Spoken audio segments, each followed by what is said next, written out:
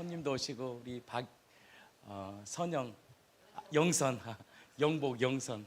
선영은 저기 우리 집사님이시고 내가 선영 집사를 생각 안 했는데 우리 박영선 우리 성도 우리 자매님이시죠. 오셨는데 박수 한번 쳐주세요.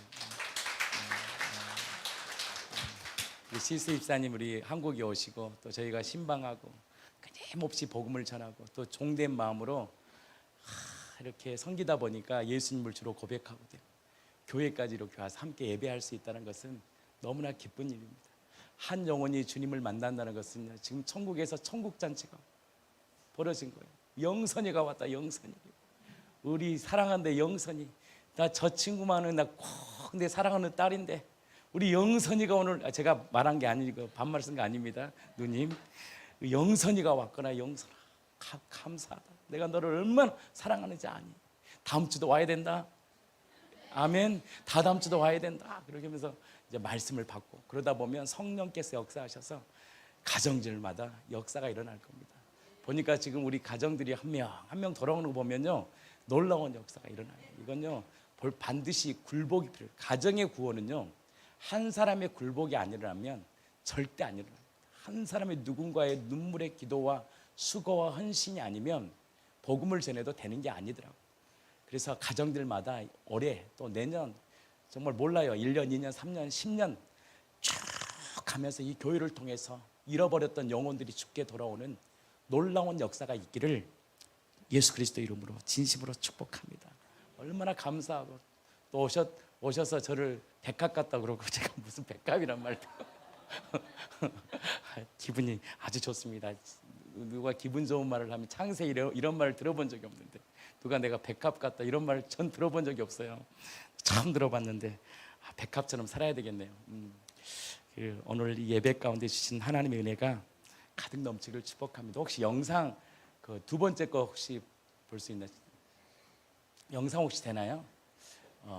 이 시대가요 갈수록 우리 세대까지는 그래도 그 은혜를 받아본 세대입니다. 근데 이 다음 세대 우리 아이들이 살아가야 될 세대는 너무나 험한 시대를 살아갑니다. 일단 정체성의 혼란이 시작합니다. 이 법이라는 이 포괄적 차별금지법이라는 것이 그렇게 무서운 겁니다. 이 법이라는 것이 한번 내 안에 들어오면 법이야 그러면 끝나는 거예요. 이 법이 들어오면 일단은 하나님을 대적하는 법 아닙니까? 이 법에 대해서 우리 교회가 그냥 입 다물면 안 돼요. 그것을 같이 기도하고 이번에 프랑스 파리 올림픽에서도 그 하나님을 조롱하는 그 행동들 보세요. 퍼포먼스. 이슬람이 그랬다면 난리 나서 죽었어요 그 사람들. 근데요 기독교가 힘이 없는 거예요. 뭉쳐야 됩니다. 지금은 하나가 돼야 돼요. 그래서 이거 함부로 왜냐하면 지금 이들은 보거든 기독교의 세력이 약화시켰잖아요. 그리고 코로나를 통해서 더 약화가 됐단 말이에요. 근데 다시 한국교회는 뭉쳐야 됩니다. 그래서 입을 벌려야 돼요. 안 된다. 이거는 하나님이 기뻐하시는 일이 아니야. 그러면서 이 교회가 하나가 되어서 차별금지법을 통과하면 우리 아이들요 더 죽어요. 법이라는 게 얼마나 무서운지 몰라요. 법이 한번 딱 들어와 버리면 법의 문화는 우리를 자연스럽게 그 법 안에 살게 해버려. 당연하게 돼. 그리고 내 자녀가 내 부모가 아니 내 자녀들이 나중에 며느리를 데려왔는데 남자를 데려와 봐요. 세상에 충격받는 일이에요. 충격받는 일. 그 일에 교회가 함께 일어서기를 축복합니다. 우리 한번 보겠습니다. 영상 한번 보고 지금 그 법을 통과된 나라들이 어떻게 비참해지고 우리나라도 지금 머지 않았습니다. 될 것 같아. 근데요 저지해야 돼. 그러면서 교회가 다시 일어나야 돼. 교회들이 다시 성령의 권능을 통하여 일어나야 돼. 교회의 능력이 일어나야 돼요. 교회가 다시 거룩함을 회복해야 돼요. 그래서 스캔들이 일어나면 안 돼요. 무조건 교회는 보호돼야 돼. 그래야지 우리 아이들이요 교회의 희망을 가지고 일어서는 거예요. 우리 성도들이요 정말 깨어 있어야 됩니다. 깨어 있어야 돼요. 정말 깨어 있어야 됩니다. 그래서 이 마지막 시대에 거룩함을 유지해야 돼요. 교회만이 소망입니다. 교회만이 소망입니다. 이 교회의 거룩한 능력 회복되기를 축복합니다. 우리 영상 혹시 준비되셨으면 함께 한번 보고 그러면 이 시대에 이 차별금지법뿐만 아니라 이 진화론, 이 하나님을 대적하는 이 시대에 어떻게 무엇이 이 세상을 움직일 수 있는지 딱 세 가지입니다. 물과 피와 성령이요 함께 움직여야 돼요. 강력한 기도와 성령의 역사가 부활한다고 되는 것도 아니야. 성령의 역사가 일어나요. 성령이. 그리고 피의 능력이 얼마나 위대해서 믿는 우리들이요, 세상 가운데 종이 돼야 돼요. 진짜 하나님의 영광으로 살아야 돼요. 장로는 장로다워야 돼요. 목사는 목사다워야 돼요. 권사는 권사다워야 돼요. 집사는 집사다워야 돼요. 아니면 집사를 포기하는 게 나아. 직분이 없는 게 더 나아요. 장로 아닌 게 더 나아요. 목사를 포기하는 게 나아요. 이제는 그런 결단의 시대예요. 하나님의 거룩이 더욱더 확장돼야 될 시기입니다. 할렐루야. 그러기 위해서 이 교회가 다시 서야 됩니다. 한국교회, 또 우리 하늘향기교회가 이 시대 하나님이 사용하실 것입니다. 강력히 사용하실 때 이 교회를 통해서 수많은 영혼들이 죽게 들어오는 정말 하나님의 사람들로 우리가 세워지기를 축복합니다. 우리 아이들이 지금 다 봐요. 우리 승하나 나 좀 목사님 좀 보고.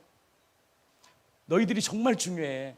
너희들이 믿음으로 잘 이렇게 나아가야지. 저희 아이들 너희들을 통해 영향을 받는 거예요. 저희들이 우리 영향 안 받아요. 아이들의 영향을 받아요. 너희들이 너무 컴퓨터 게임을 사랑하잖아. 똑같이 가는 거야. 너희들이 그렇게 나쁜 것을 하는 것이 죄더라고. 죄. 그 하나님을 무시하는 죄야. 너희들이 부모를 함부로 대하는 거 다 죄야. 죄. 말씀으로 돌아가기를 축복합니다. 말씀의 능력 회복되기를 축복합니다. 말씀 안에 있을 때요, 행복합니다.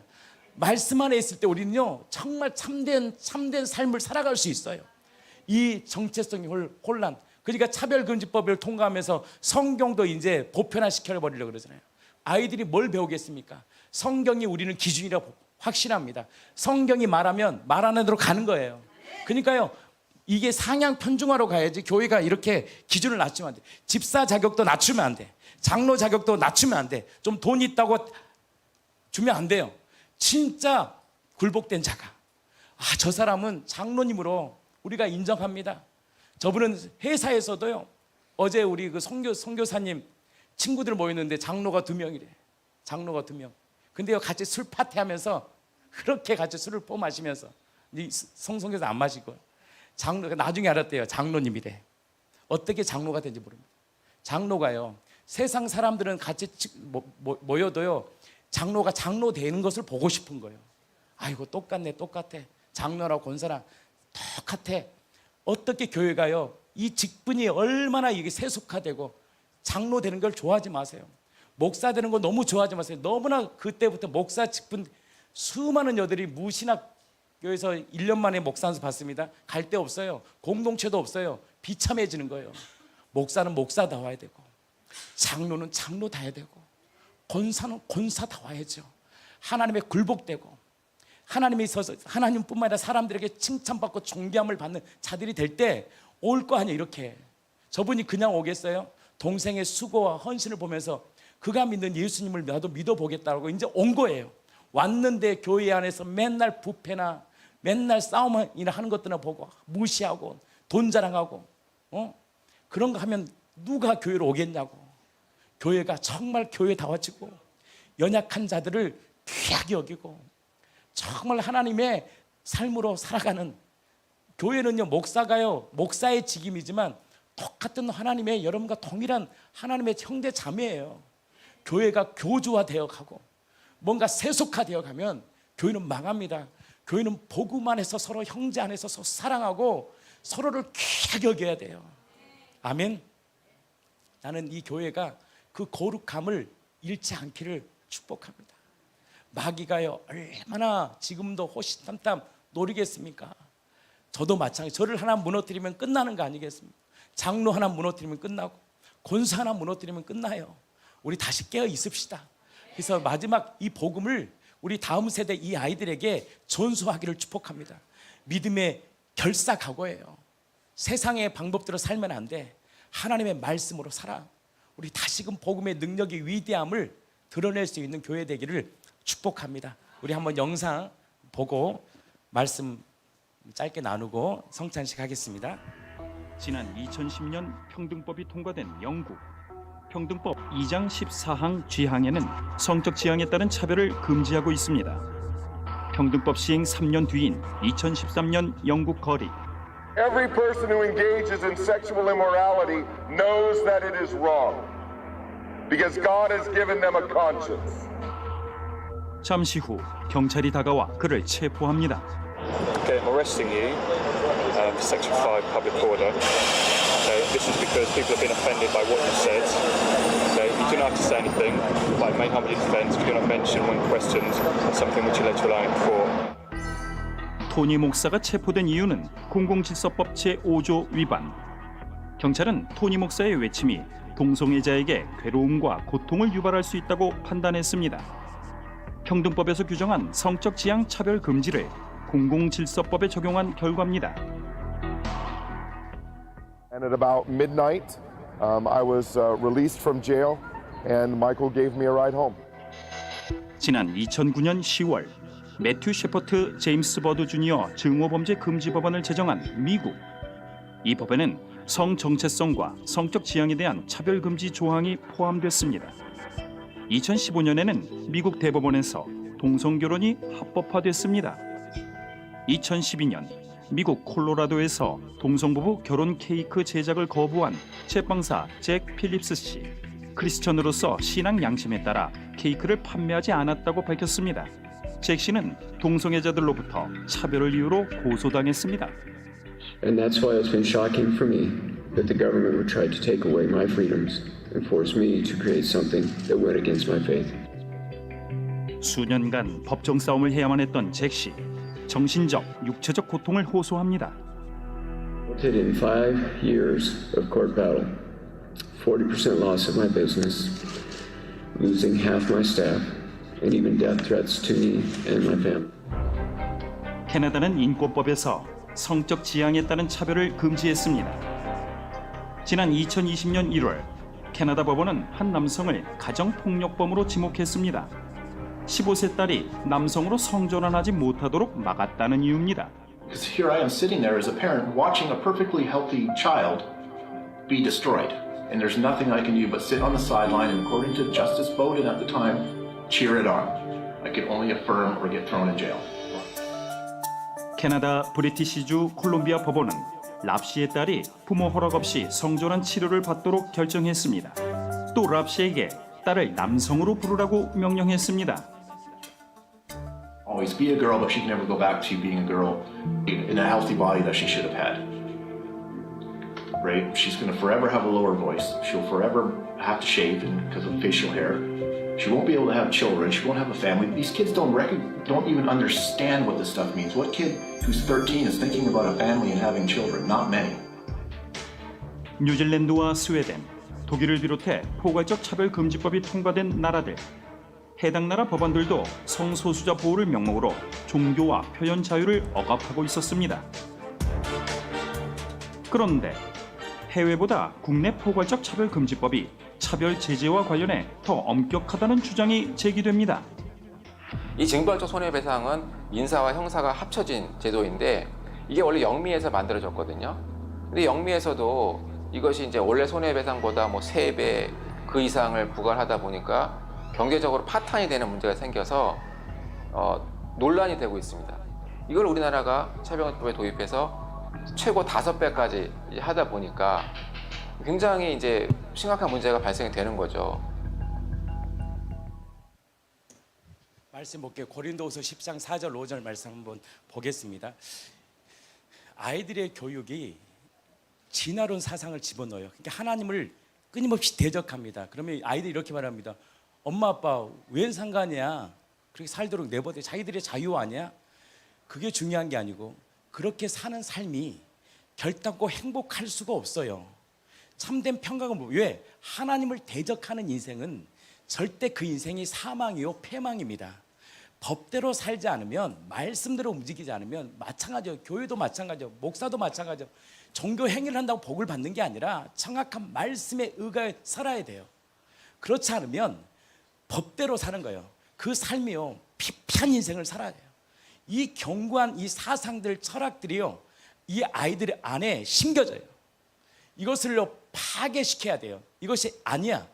진짜는 하나님이 창조주가 우리에게 주신 그 피로 주신 그 하나님의 말씀만이 진리야. 그 진리의 말씀을 붙들게 해야 되고 이 아이들의 심령 안에 그 하나님의 말씀이 들어갈 때 그 말씀이 살아 움직이는 거예요. 저 어제 간증 잠깐 했잖아요. 그 그 공부방은 아이들을요 말씀만 가르쳐요. 물론 공부도 가르치겠죠. 말씀이 우선이라. 근데 아이들이 그러더 은혜를 받으니까 말씀이 들어가니까 공부가 되어진다라는 거예요. 이 지혜가 열리는 거예요. 근데 하루 종일 게임을 하고 하루 종일 요즘에 아이들 도박도 한다 그러더라고요. 그래서 제가 그러잖아요. 어린아이한테 재정의 원칙을 세워주는 것도 너무 중요한 거예요. 어릴 때부터 바쁘다고 돈 있다고 카드 주면서 아이들이요 감사를 몰라. 원칙을 딱 정해줘야 되거든.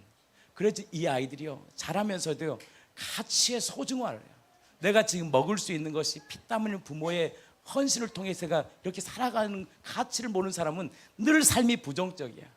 그러니까 아이들이요 힘든 일을 보여. 내가 이렇게 먹고 살아갈 수 있는 것이 다 누군가의 헌신과 수고거든요. 그러니까 그렇게 자라는 아이들은요 커서도요 부부관계를 못합니다. 왜? 수고 헌신이 무엇인지 몰라. 부인의 수고 헌신이 안 보여. 그 무감각해. 이 교회가 움직이면서 이 수고 헌신 때문에 움직이는 거거든요. 그러니까 부부 사이가 되겠습니까? 철저히 개인주의, 나만 보고 살았는데 부모가 그렇게 만들어버리잖아요. 한 가정 되니까 너가 최고야. 그러니까 조금만 아이가 잘못되면 그 아이에 대해서 벌벌 떨고 아주 우상이 되는 거야. 이건 아닌 거예요. 저는 우리 아버지 밑에서 자랐지만, 바다에서 자랐지만 저는 감사해요. 아버지 밑에서 바다 일을 하고 고기 잡고 있지만 그것이 하나도 내 안에 부끄러움도 아니고, 뭐 하나님 내가 좋은 아버지 만나서 기업 좀 돈 많은 아버지 만나서 살아가는, 물론 뭐 그것도 하나님 주신 기회일지 모르겠지만, 나는 아버지 속에서 아버지와 함께 풍랑 속에서 아버지와 그 풍랑에서 죽을 위기를 넘으면서 뭘 경험했느냐, 하나님의 도우심이 아니면 살 수 없다는 것을 어릴 때 경험한다는 것은 너무너무 중요한 거예요. 아이들에게 너무 과대하게 큰 것들을 주려고 하지 말고 줄 수 있는 만큼만, 그리고 이것이 어디에서 나오는지, 그래서 감사하는 거, 뭘 하나를 받으면 감사함을 표할 줄 알고.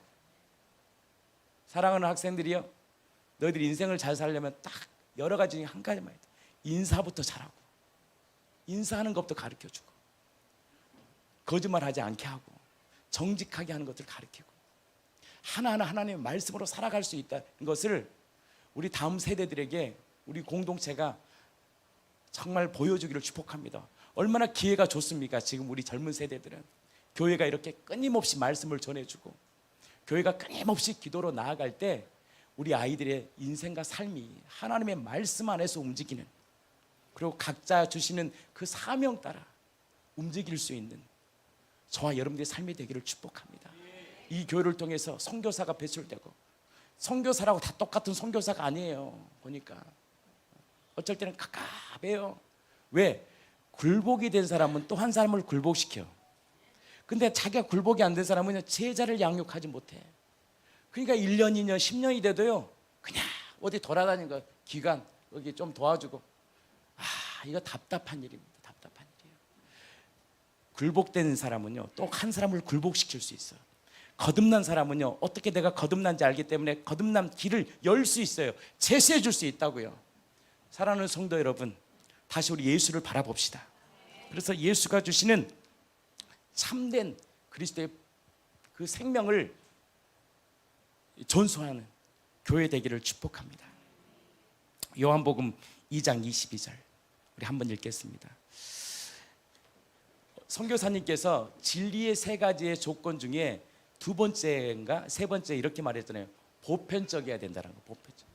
누구나 다 믿는 똑똑한 사람이나 가난한 사람이나 저 아프리카 오지에 가도 진리는 보편적이어야 돼. 누구나 평등해야 돼. 그 진리 앞에서 어느 누구도 그 진리 앞에서 이렇게 고민할 수 있는, 정말 그게 맞아? 그 사실이 맞다면 그 사실 앞에 자기의 가치관을 내어드릴 수 있는 사건, 이 보편적인 것, 이 보편적이라는 것이 너무너무 중요한 거예요. 근데 예수님께서 온 인류 가운데 이해할 수 없는, 할 수 없는 유일한 사건을 일으킨 사건이 딱 두 가지예요. 한 가지가 뭘까요? 바로 사랑이에요. 사랑. 인간에게 보여줄 수 없는, 인간이 받을 수 없는, 인간은요 가족 외에 사랑하지 않아요. 가족도 원수지간 아닙니까? 돈 때문에 지금 뭐 친척도 형제 자매들도 돈 때문에 지금 뭐 얼마나 원수지간 삽니까? 우리 주변에도 보면 그래요. 돈이요 집안을 다 갈아 원수지. 명절 때 만나지도 않아. 그 형제 지간도 가족도 마찬가지예요. 부모 지간도 원수가 되고 죽고 죽이는 시대예요. 사랑이라는 것이 없는 시대예요. 세상은요 진짜 사랑을 받고 싶어요. 다 감동을 받고 싶은 시대예요. AI 시대입니다. 정보와 이런 것들이 너무나 판을 치는 시대예요. 구글만 봐도요 제가 하는 설교들 딱 치면 다 나와요. 그런다고 그것이 우리의 인생을 변화 못 시켜요. 성령께서요 한 사람을 세우시고 한 사람의 강력한 외침을 통해서 역사할 때 성령께서 하나님께서 일하시는 거예요. 그래서 AI는 설교를 대체할 수 없습니다. 더 탁월한 정보를 줄 수 있지만 그 안에 영이 없기 때문에 성령의 역사가 없어요. 지식은 줄 수 있어요. 지식이 변화되는 게 아니에요. 영이 우리를 굴복시키는 거예요. 많이 안다고 되는 것도 아니에요. 아는 만큼요 하나님을 대적하더라고요. 지식을 많이 아는 만큼 하나님을 대적하더라니까요. 아는 것이 중요한 게 아니에요. 굴복이 중요한데 굴복은 누구를 통해서만 이루어지냐? 성령을 통해서만 이루어지는 거예요. 앞에 봐. 자, 요한복음 2장 22절 같이 한번 읽겠습니다. 자, 우리 아이들도 같이 한번. 자, 죽은 자 가운데서 살아나신 후에야. 잠깐만요. 오늘 찬양했잖아요. 보이지 않는 세계를 어떻게 우리가 믿을 수 있냐는 거예요. 보이지 않는 세계예요. 물론 성령께서 우리의 마음을로 움직일 때가 있더라고요. 저도. 그러니까 어린 나이 때 은혜를 받고. 근데요 명확하지 않아. 나는 뭔가 은혜를 받는 것 같지만 누구에게는요 전달하는 게 너무 이게 보편적이잖아요. 이게 여러분들 어떤 사람은 소나무 뿌리를 막 뿌릴 정도의 기도했어. 그래서 우리가 모르는 강력한 성령의 능력이 임해. 이거는요 보편적이진 않아요. 사람마다 다 다르거든. 보편적이어야 돼요 믿음을 가지려면. 물론 그래서 성령의 역사가 있어서 하나님께서 그 인생들을 세우지만 그것을 보편화시킬 다 누구는 할 수 없다는 거지. 이 보편화를 시켜야 되거든. 그러면 보이지 않는 모든 세계를 어떻게 우리가 믿을 수 있고 받아들일 수 있냐는 거예요. 이게 너무너무 중요해요. 그래서 보이지 않는 이 세계, 그 세계는요 볼 수도 없고 알 수 없어. 이게 저주입니다. 첫째 아담은요 하나님과 교통한 사이였어요. 그러니까 세계가 보여. 하나님과 교통하며 살기 때문에 하나님과 그 하나 되는 정확히 예수님 하나님과 함께 살았단 말이에요. 그러니까 그 가치관 안에서 하나님이 주신 그 세계를 누리며 살았단 말이에요. 근데 선악과를 따먹고 우리들은 절대요 보지 않고서는 믿을 수가 없는 존재가 돼버리는 거예요. 보지 않고 못 믿어요. 한번 물어보세요. 보이지 않는 세계를 어떻게 믿을 수 있냐고 한번 물어보세요. 누구한테든. 그래서 어제 우리 선교사님에게 그랬어요. 그 공부하는 선교사님에게도 제가 그런 말을 했어요. 그들에게 눈에 보이지 않는 하나님을 어떻게 믿을 수 있냐고 한번 질문을 던져버려요. 눈에 보이지 않는 하나님을 어떻게 믿을 수 있냐는 거예요. 어떻게 믿냐는 거예요. 나의 지정의가 발동돼서 그 사실을 어떻게 내가 받아들일 수 있느냐. 인간은요 못 받아들입니다. 그래서 종교들이 나와서요 잘못된 길로 가는 거예요. 어떤 종교도 명확함과 확실함을 준 종교는 없어요. 거기에 빠져가는 거예요. 그랬대. 그분의 말이 그랬다라는 거예요. 그러나 그것이 사실로 증명된 것은 없어요. 근데 그래서 예수님이 보이지 않는 이 세계 가운데 오셔야 돼. 그럼 뭘로 와야 돼요? 사람으로 와야 될 거 아니에요. 직접 보여줘야 될 거 아니에요. 그래서 천국의 주인이 이 땅에 뭘로 오신 거냐? 사람으로 오신 거예요. 아멘. 사람으로 오셔서 내가 보이지 않는 세계의 창조주다. 내가 진짜 너희를 창조한 하나님이야. 그래서 그분이 말씀으로 막 치료하셨던 이유가 뭐냐면 내가 창조주라는 사실을 보여준 거예요. 문둥병자를 그 당시 치유 못했잖아요. 장님을 치유해야 돼요. 왜 치유할 수 있느냐? 본인이 창조했잖아요. 왜 그 사람들의 마음을 이해하고 굴복시켜서 마음의 그 상한 마음들을 자신이 마음을 형성하게 하셨거든. 자기가 창조했거든. 자기 자녀의 자식이거든. 자기가 창조했기 때문에 말씀대로 되는 거예요. 그 말씀에 능력이 있는 거예요. 그러니까 치유가 임하고 위로가 임하고 그 삶 가운데 그들이 회복이 임하고 왜? 창조주니까. 근데 사람들은 믿지 않을 수밖에 없는 거예요. 왜? 보이지 않는 세계는 절대 못 믿어요. 그것이 바로 우리의 저주입니다. 그래서 종교가 그렇게 많이 나온 거예요. 종교가 그 보이지 않는 세계를 한번 알아보려고 그 영적인 사람들이 막 수많은 사람들이 수행하고 고행하고 영적인 세계를 알려고 하지만 어느 누구도 명확하게 이 영적인 세계를 길을 진리를 제시한 어떤 종교도 없어요. 부처님이 나는 길이요 진리요 생명이라고 했습니까? 나를 믿어야 구원받느냐고 했냐고요? 아니요. 부처님은 너희가 자비를 베풀 때 바로 너희들이 해탈 바로 구원을 경험할 거야. 그러나 어느 누구도 자기 자신 스스로가 나는 구원자야, 내가 구원을 이룰 거야 하는 어떤 교주가 종교 지도자들이 한 사람도 없었어요. 근데 유일하게 이 땅에 청년 예수가 이 땅에 오셔서 내가 너의 그 죽음의 문제, 여러분 우리가 죽음에 대한 두려움이 있잖아요. 그래서 어떤 분이 이러대요. 나이 들면 들수록요 더 두렵대요. 예, 죽을 날이 가까워지기 때문에 더 그래서 나이가 들면 들수록 사람이 옹색해지는 거예요.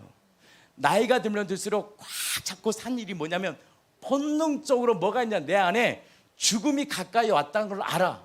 그러니까 나이가 들면 들수록 사람이요 더 두려움이 빠집니다. 그래서 뭐 자연 가운데 뭐 집 짓고 사는 사람들 그것 때문에 막 살지만 그게 또 끝나면 허망해. 그래도 인생에요 죽음의 길 가운데 가는 거예요. 아무도 우리의 인생이 어떻게 되어질지를 모르는 우리 인생 가운데 예수님이 말씀하신 거예요. 내가 길이요 진리요 생명이다. 이 사실을 뭘로 믿을 수 있냐는 거예요. 이게 되게 중요한 거예요. 저도 그게 고민이었던 거예요. 개척하면서 열심히 찬양하고 집회하고 전도하고 그랬는데 명확하게 나는 산에서 했지만 다 산에서 주님 만나는 건 아니거든. 다 달라요. 생각하는 것, 방향성, 지식, 살아오는 환경들이 다 달라요. 그들 가운데 보편성, 어느 누구에게도 증거할 수 있는 예수님이 진짜 살아계신 하나님이야, 그 사실을 증거할 수 있는, 그 강타할 수 있는 무언가 하나가 있지 않으면 아무리 많은 일들을 조각조각 섬기고 뭐하고 해도 결정적인 순간에 신앙이요 믿음이 확 사라져버려요. 그렇게 은혜를 받고도 성령의 충만을 받아도 인생의 쓰나미가 와버리면요 붙잡을 게 없어요. 왜? 다 감정이잖아요. 나 한때 충만했는데 이건 감정이야. 그러면 그 감정이 딱 사라지는 순간 그건 객관적 내 감정이잖아요. 주관적이지 않아. 그래도 그 감정이 사라지면요 어느 순간 믿음도 사라져요. 왜냐? 그게 나쁘다는 건 아니야. 신앙을 나의 객관적인 사실의 근거를 둔 것은 물론 신앙생활을 할 수 있지만 나의 인생에 어려움이 찾아오면 그것이 나를 지탱할 수 없어요. 왜? 지금 내 감정이 10년 전의 감정은 아니거든. 지금 내 마음의 상태가 10년에 줬던 뜨거운 불은 아니거든. 그러니까 어떻게 합니까? 믿음이요 줄 수가 없어. 또 자녀들에게도요 너 나처럼 이렇게 해야 돼. 그건 엄마 신앙이고 내 신앙은 아니잖아. 그때는 가난하고 헐벗고 굶주려서요 우리 80년대 70년대도 교회로 올 수밖에 없어요. 왜? 교회에 오면 초코파이도 주고 교회에 오면 먹을 것도 주고. 지금 시대가 교회에 초코파이 얘들을 별로 좋아해? 안 좋아하잖아. 더 좋은 거 줘야 돼. 안 돼요. 왜? 시대 자체가요 그렇게 이렇게 풍요해진 시대예요. 그때는 먹고 살만해요. 살 데가 없어서 병원이 없어. 그러니까 어디로 가야 돼? 교회 가서 주여 살려달라고. 지금은요 의지할 데가 많아. 물론 병원을 가야죠. 치료 받아야죠. 근데 우리의 마음이요 높아져 있어요. 지금은. 왜? 돈 가지고도 할 수 있는 게 너무 많아요. 세상에 가지고 있는 걸 가지고도 너무 많기 때문에 마음이 높아진 우리들 가운데 마음이 가난할 때는 주님 앞에 기도하고 그런 세대를 살았던 세대예요. 근데 지금 세대는요 그런 세대가 아니야. 이런 세대에 강력한 견고한 진을 끌을 수 있는 게 없어요. 뭐 눈에 보이지 않는 하나님을 어떻게 믿을 수 있냐고. 그때 이 초대교회를 강력히 강타했던 게 뭐냐면 죽었던 예수가 어떻게 했다는 거예요? 죽음 가운데 살아났다. 모든 사람에게 믿을 만한 뭘 주셨느냐? 증거를 딱 남겨놓은 거예요. 근데 왜 이게 중요하냐면요 우리는 그냥 그걸 누가 믿을까 그런데 그렇잖아요. 하나님을 향한 갈망과 목마른 사람이 있는 사람들은 그것을 듣는 순간 목마름이 해결돼요. 그래 내가 찾았던 거예요. 교회에서 나도 열심히 신앙생활하고 나도 뭔가를 했는데 안 되거든. 목사가 여러분들 한 20년 30년 제가 혜미자매한테 그런 말 했습니다. 혜미자매님은 아직 그거 말할 때가 아닙니다. 그랬어요. 왜냐? 30년 신앙생활 하다 보면 목사 하라는 대로 다 했어. 다 해. 웬만한 사람들은 거기에 인생의 실패를 경험하고 또 된 대로 안 돼 봐요. 인생이 뭐가 되겠어요? 사람이 30년 하다 보면 인생이 절망합니다. 그래서 여러분 30년 신앙생활 하는 것만 해도 귀한 거예요. 진짜로 인생에 얼마나 우리가 고난을 많이 받고 5년 10년 정도는 아직 안 멀었어. 10년 20년 30년 동안 교회에서 하라는 거 다 했어요. 인생에 한 번 하는 그 건축하라고 해서 있는 거 재산 다 바쳤고 그런 분 있잖아요. 또 그때는 믿음으로 바쳤고 하라는 거 이렇게 하면 복 받는다고 해서 안 한 사람이 30년 된 사람은 어느 정도 다 해봤어요. 근데도 됩니까? 안 돼요. 인생에 절망이 오고 내가 이해할 수 없는 상황이 오니까 내 인생에 어둠이 와버려. 근거가 없는 근거. 객관적 근거는요 오래가지 못합니다. 주관적이어야 돼. 내 감정으로 신앙생활하는 것은 오래 못합니다. 뜨거움이 있어요. 근데 나도 보니까 좀 더 사라질 때가 있거든. 인생의 고난이 말 찾아오다 보니까 인생의 뜨거움도 없고 때로는 야 이렇게 살다가 어떻게 되나 이런 절망도 와. 감정은 그것도 선물이지만 명확하게 우리의 인생을 삶을 굴복시킬 수 없을 뿐만 아니라 다른 사람에게 정확한 예수님이 누구인가를 보편적으로 주관적으로요 줄 수 있는 게 없어요. 강력한 게. 근데 예수의 부활은요 나의 지금의 상태가 무너지고 절망이 어도 상관이 없어. 왜? 내가 절망하든 내가 무너져 있든 예수의 부활은 사실이거든. 죽음의 권세를 깨뜨리신 예수의 부활은 확실한 증거거든. 이것을 꽉 붙잡을 때요 성령이 도와주셔요. 그래서 예수님 부활하셨다는 것이 성령을 통해 인정되면 다시 일어설 수 있는 거예요. 다시 일어서는. 그렇지. 예수님의 부활을 통해서 성령의 모든 말씀을 믿을 수 있고 이 말씀은 실제로 나에게 주신 말씀이지. 그 예수의 이름으로 일어나는 거예요. 그러면 우리 로마서 3장 25절 26절에 보면 예수님이 하나님의 그의 피로 믿음으로 말미암아 화목제물로 세우셨다는 거예요. 저를 한번 읽어보겠습니다. 25절 한번 읽겠습니다. 이 예수를 하나님이 그의 피로써 믿음으로 말미암는 화목 제물로 세우셨으니 이는 하나님께서 길이 참으시는 중에 전에 지은 죄를 간과하심으로 자기의 의로우심을 나타내려 하심이니. 자, 26절. 곧 이때에 자기의 의로우심을 나타내사 자기도 의로우시며 또한 예수 믿는 자를 의롭다 하려 하심이라. 예수님의 그러면 부활을 전하다 보니까 아니 예수님의 피가 능력이지 왜 부활을 강조하냐? 왜 강조해야 되느냐? 부활이 딱 선포되고 선명해질 때 이 피의 공의와 사랑이요 선명해져요. 이 피를 통해서 뭐라 그래요?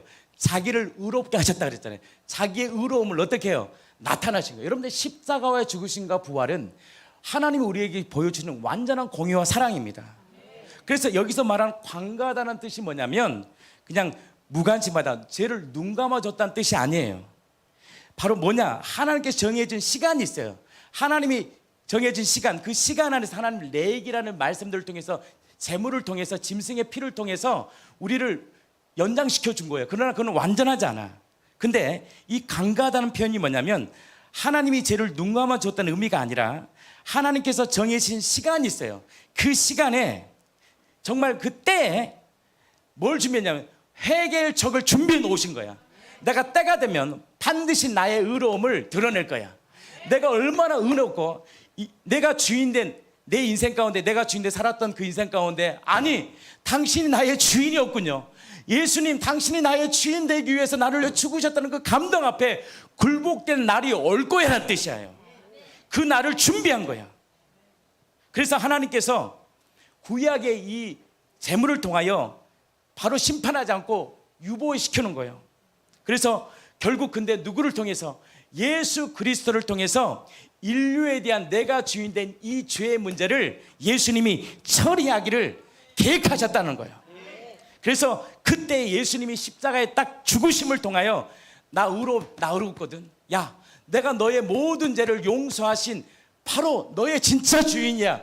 이 사실이 성령을 통해 딱 있는데 주인이 딱 바뀌는 순간 놀라운 인생이 펼쳐지는데 주인이 나를 통치해버리고 주인이 나를 다스려버리고 주인이 나를 이끌어가는 새로운 삶을 살아버린 거예요.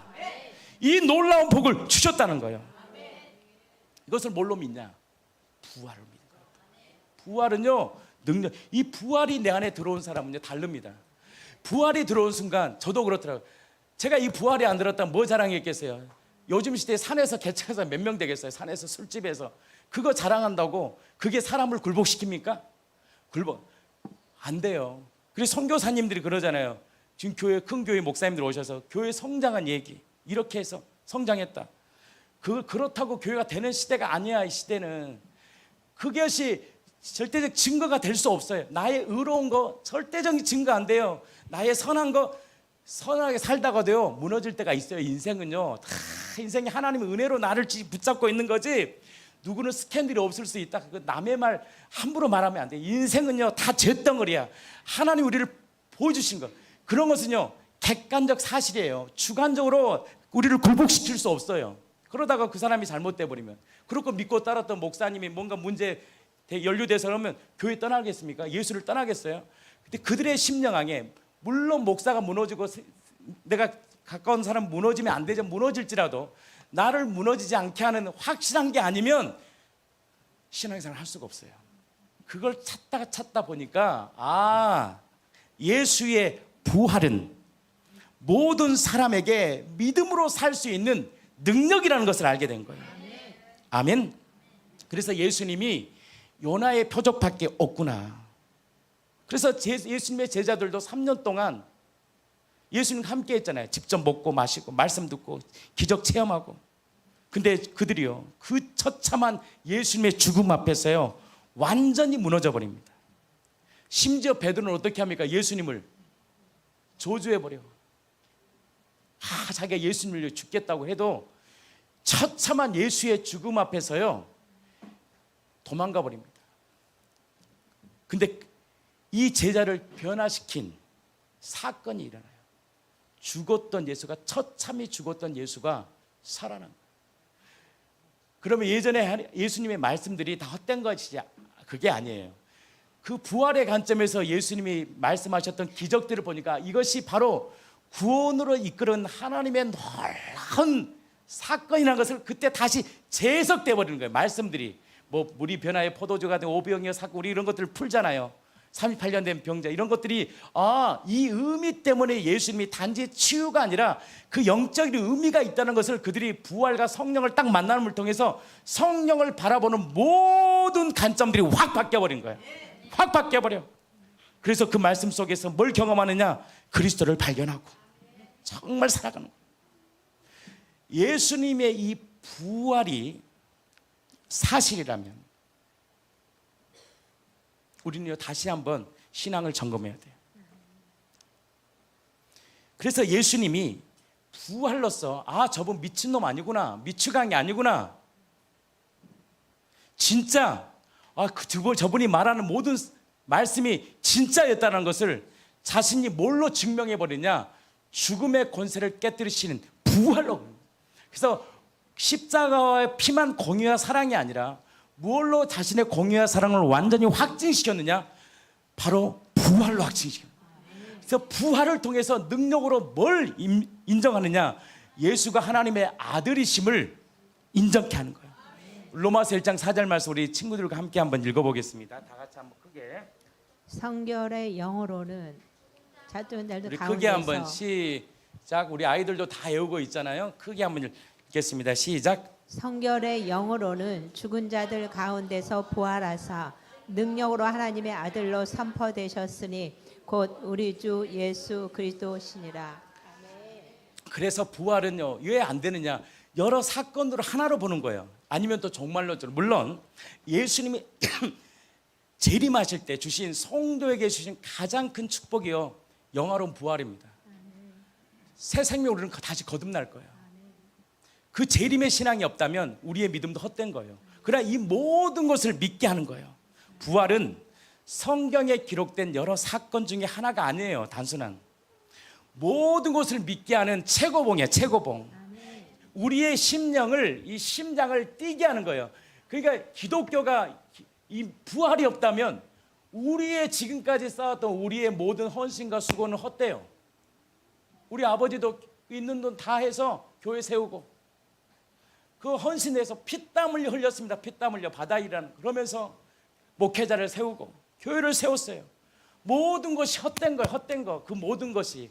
근데요, 부활을 통해서 헛된 것이 아니죠. 왜? 하나님은 살아계시고 하나님 그것을 다 지켜보고 계신다는 거예요. 부활 사건으로 뭐가 조명돼요? 예수님이 누구냐?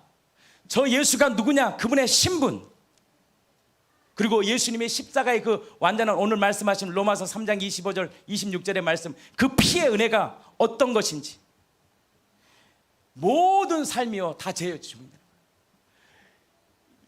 이 포스트 모던 시대, 이 포괄적 차별금지법을 통과되면 안 되지만, 시대가 이 시대에 교회가요 무엇이 다시 선포되느냐? 교회마다 부활이 선포돼야 됩니다. 예수의 부활이 선포돼야지 견고한 진들이 깨지게 돼 있어요. 사람들이요 교회 다닌 것 같아도요 다 인본주의입니다. 이렇게 말하는 거 보면, 권사라 봐도요 사는 거 보면, 대하는 거 보면 딱 알아. 벌써 세상적이야. 도대체 30년 40년을 도대체 뭔 얘기를 들은 거야? 그분들은 도대체 몰라요. 도대체 듣는 게 없어요. 그냥 봉사만 하다가 3, 40년 끝난 것 같아요. 주방 봉사만. 성경을 통해 이 부활이 딱 내 안에 들려질 때 우리의 견고한 진이 깨지게 되어 있습니다. 예수가 그리스도라는 사실을요 무엇으로 증거하느냐? 부활과 십자가예요. 부활과 십자가. 부활이 없다면요 우리의 믿음이요 헛것입니다. 고린도전서 15장 17절이요. 부활은요 정말 하나님이 주신 승부수입니다. 승부수. 우리 한번 읽겠습니다. 읽고 오늘 성찬식이 있으니까 성찬식으로 계속 이어가겠습니다. 그리스도께서 다시 살아나신 일이 없으면 너희의 믿음도 헛되고, 자, 너희가 여전히 우리 학생들도 같이 한번 읽겠습니다. 시작. 그리스도께서 다시 살아나신 일이 없으면 너희의 믿음도 헛되고 너희가 여전히 죄 가운데 있을 것이오. 그리고 우리가 어떻게 돼요? 뭐가 됩니까? 거짓 증인이 되는 거예요. 그러니까 저도 목사가 거짓 하는 거예요. 그리고 이것이 명확하지 않으면, 그래서 내가 얘 신사도 계열이 그렇게 타락한 줄 알겠어. 계속 하나님의 살아계심을 보여줘야 되거든. 그 기적과 이적이 계속 나와야 되는데 어느 순간 안 나오네. 나는 그것도 은혜라고 생각합니다. 은사라는 게 나쁜 게 아니야. 그러니까 어떻게 해요? 잘못된 방법을 쓰는 거야. 하나님 위에 서버리는 거야. 다 자기도 음성 받지도 않았는데 괜히 이제 방법대로 하는 거예요. 하나님이 사랑하는 딸 아들아 너와 함께 하겠다고. 뭘 주면 되냐? 부활을 믿게 해서 너와 함께 하신 하나님의 말씀이 내 안에 들어오게 하면 되는 거야. 그러니까 끊임없이 사람이 힘을 쓰고, 그러니까 돈을 써가지고 뭐 이상한 표적들을 행하고, 나는 이 시대에 표적이 일어나야 된다고 확신합니다. 막 눈먼 자고 눈을 떠버려야 돼. 나는 그런 역사가 지금 일어나야 된다고 생각해요. 지금 시대에. 그러나 그걸로 끝내면 안 돼요. 그것을 이렇게 하신 분이 누구냐? 예수고, 예수의 부활이 다시 선포돼서 우리의 높아졌던 마음들, 교주 같은 내 마음들이 무너져서 목사부터 장로, 권사 모두가 예수 앞에 굴복된 역사가 일어나야 돼요. 아니라고, 우리가 한 게 아니라고. 주님만 영광하다. 사도 바울은요 그 기적과 표적이 일어나도요 자신을 드러내지 않아. 연예인이 돼버리면 안 된다는 거죠. 오직 누구만을 높여야 되느냐? 예수만을 높여야 돼요. 그래야지 성령의 역사가 있는 거예요. 아멘 좀 합시다. 부활이 없다면 예수님을 하나님으로 믿을 수가 없어요. 기독교의 시작은 뭐냐? 다른 게 아니거든. 예수님이 하나님이라는 거예요. 부활이 없다면 예수님이 하나님을 믿을 수 없는 거예요. 믿을 수. 부활이 없다면 우리가 뭐냐? 성경의 신구약의 모든 성경의 말씀이 다 내가 듣고 싶은 거, 내가 알고 싶은 거, 내가 경험하고 싶은 것만 다 찢어버려. 다 찢어버려. 아니라 성경의 신구약의 모든 말씀이요 주님의 말씀이에요. 태초에 천지를 창조하시면 창조하신 거예요. 거기에 진화론이 들어가면 안 돼. 이 견고한 진들을 다 깨부셔버리는 게 뭐냐면 예수의 부활이에요. 그것을 내가 받아들일 때 견고함이 깨지더라고요. 내가 가져왔던 견고한 진들이 계속 깨지는 거예요. 내가 가져왔던 내 사상과 철학이 있거든. 내가 그토록 살아왔던 내가 고집으로 딱 붙들고 있던 게 이것만은 절대 안 돼. 깨져야 돼. 왜? 부활이 선명하면 선명할수록 맡겨질 수 있거든. 주님의 일하심을 보게 되거든. 부활은 성경의 모든 것을 푸는 마스터 키예요. 열쇠란 말이에요. 열쇠. 그 부활을 마귀는요 지금도 가려놓는 거예요. 다른 건 다 믿어. 부활만 믿자. 왜 부활장에 나왔겠어? 그 당시 고린도서 15장에 부활을 안 믿어서 나온 거예요. 그 당시 예수님이 돌아가신 지 얼마 안 됐는데도 예수님의 부활을 무시해. 그건 영적인 거야. 잠깐 기절했다가 살아난 거야. 왜? 부활은요 인생 우리의 가치가 아니에요. 이거는 하늘의 가치가 아니에요. 그래서 부활을 받아들인 자는 복된 인생입니다. 부활을 받아들였습니까? 진짜 받아들인 사람은 이렇게 못 삽니다. 부활을 받아들이면 내 인생에 굴복이 일어납니다. 내 가치관이 깨집니다. 지식입니다. 다시 부활 앞에 서야 돼요. 그 고백은 여러분들에게 하는 게 아니에요. 저도 마찬가지예요. 다시 우리는 부활하신 주님 앞에 서야 돼요. 이 복음이 다시 선명해져. 초대교회 같은 성령의 권능들이 막 일어나. 잃어버렸던 우리 청년들이 다시 주께로 돌아오고, 우리 자녀들이요 우리하고는 너무 다르더라고요. 저는 모르잖아요. 우리 아이들의 세계관을 저는 잘 모르겠어요. 너무 다를 것 같아요. 이 아이들이 이 말씀을 통하여 깨어지고 부셔져서 이 마지막 시대 하나님이 없다고 하는 이 인본주의 시대, 이 지단으로 꽉 묶든 이 세상, 돈이면 전부가 될 거라 착각하는 이 시대에 아니야. 예수만이 진리고 예수만 우리 가정과 인족을 이끄시는 진짜 왕이라는 사실을 선포할 수 있는 젊은 세대들이, 우리 아이들이 다시 일어나 오직 복음만을 전하는 교회 되기를 예수 그리스도 이름으로 진심으로 축복합니다. 축복합니다. 사도행전 17장 30절 31절 우리 아이들 일어나서 크게 한번 외쳐보겠습니다. 자, 사도행전 17장 30절 31절 한번 읽어보겠습니다. 크게. 자, 일어나서 하실 분 한 명, 그래 두 명, 시작. 알지 못하던 시대에는 하나님이 간과하셨거니와 이래는 어디든지 사람에게 다 명하사 회개하라 하셨으니 이는 정하신 사람으로 하여금 선하를 공의로 심판할 날을 작정하시고 이에 그를 죽은 자 가운데서 다시 살리신 것으로 모든 사람에게 믿음하는 증거를 주셨음이니라 하리라. 아멘.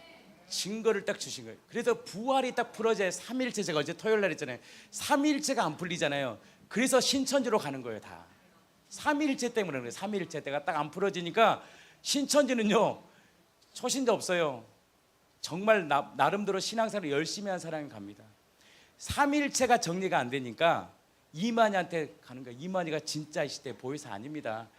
보혜사 성령은 진리만을 드러내는 존재예요. 보혜사 성령은 예수만을 높이는 존재예요. 보혜사 성령은 오직 예수만을 자랑하는 하나님의 거룩한 영이에요. 이 교회가요 예수만을 높이기를 축복합니다. 예수가 높일 때 삼위일체 되신 하나님의 놀라운 신비를 경험하여 지식으로 살아가는 인생이 아니라 주님이 주신 그 부요함과 능력을 경험하고 예수로 부족함이 없는 거룩한 인생 되기를 축복합니다.